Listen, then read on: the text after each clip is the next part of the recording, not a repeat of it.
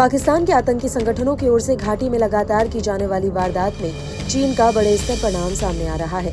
केंद्रीय खुफिया एजेंसियों को मिली जानकारी के मुताबिक बॉर्डर पर चीनी सेना की ओर से कई ऐसे इंफ्रास्ट्रक्चर तैयार किए गए हैं जो अब आतंकियों की घुसपैठ में मदद कर रहे हैं। इन सब के बीच एक और बड़ा खुलासा हुआ है।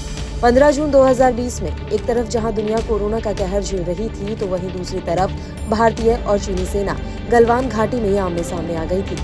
दोनों सेनाओं के बीच हुई झड़प में कई सैनिकों की मौत हो गई। इस झड़प ने पूरी दुनिया को झकझोर कर रख दिया था।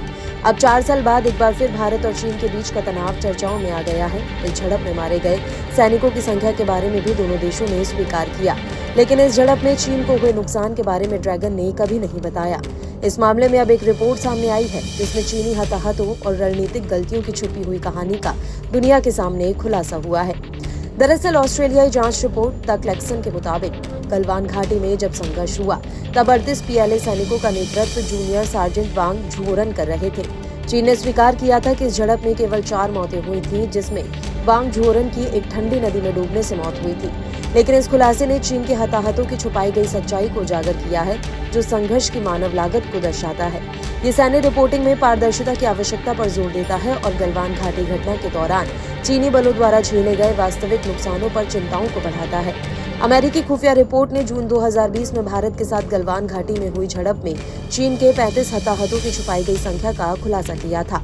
इस खुलासे ने दोनों देशों के बीच तनाव को और बढ़ा दिया, जो सीमा विवाद की गंभीरता को दर्शाता है। इस झड़प ने अस्थिर स्थिति को शांत करने के लिए राजनयिक और सैन्य प्रयासों को तेज कर दिया है। गलवान झड़प के बाद चीन और भारत के बीच तनाव को कम करने के प्रयास महत्वपूर्ण हो गए, जो भारत चीन संबंधों की नाजुकता को उजागर करता है।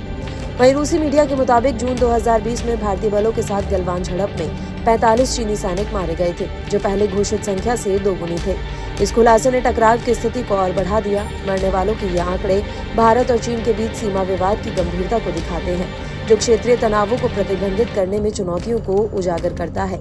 इस खुलासे ने गलवान झड़प के बाद दोनों देशों के बीच तनाव को कम करने के राजनयिक प्रयासों को और उलझा दिया और बढ़ा दिया।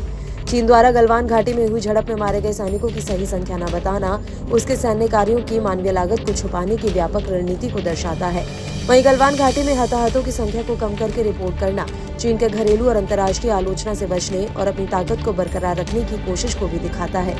आपको हमारा ये वीडियो कैसा लगा, हमें कमेंट बॉक्स में जरूर बताएं। देश दुनिया की तमाम और यूपी उत्तराखंड की हर छोटी बड़ी खबरों के लिए न्यूज़ स्ट्रीट चैनल को सब्सक्राइब करना ना भूलें।